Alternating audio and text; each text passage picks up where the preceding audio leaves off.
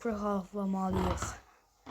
29.621 kilometrli yemeği mən nətər almalıyım? Azərbaycan'a saldırmalıyım tez. Aha, biraz Azərbaycan'a gördüm. Aldım. Yəqin ki bu yatır. Mən heç vaxt yatmaram, nə yatması? Buradan da Gürcistan getdi. Ha, deməli Azərbaycan hücum eləyir. Mən də burada Filistinə eləyimdə hücumu. Boşlu. Suriye de artık benim. I am not Suriye. Senin de Suriye. Gel görünmezsen elem bura.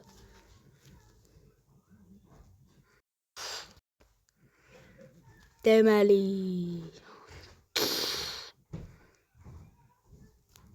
Buradan Türkiye'ye de saldıralım.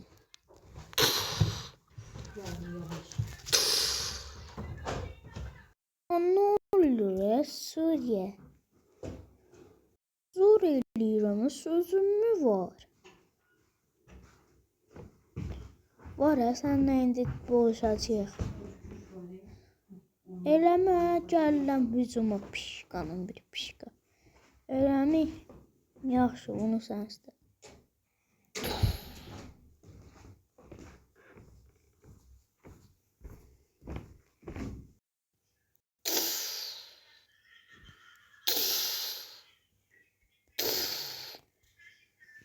Artıq hər şey mənimdir.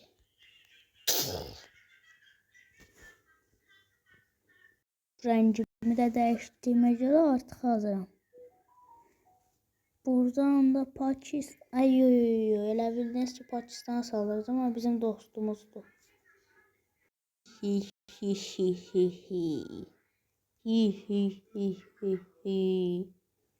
Ho ho ho ho ho ho. Ho ho ho ho ho. Ho ho ho ho ho. Ho ho ho.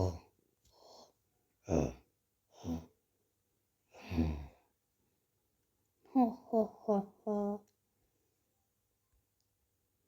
Ho ho ho ho. Dostlar elə bilməyin nə şeydir.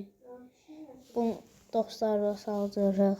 Turan devleti oluştururam da yani. Ho ho.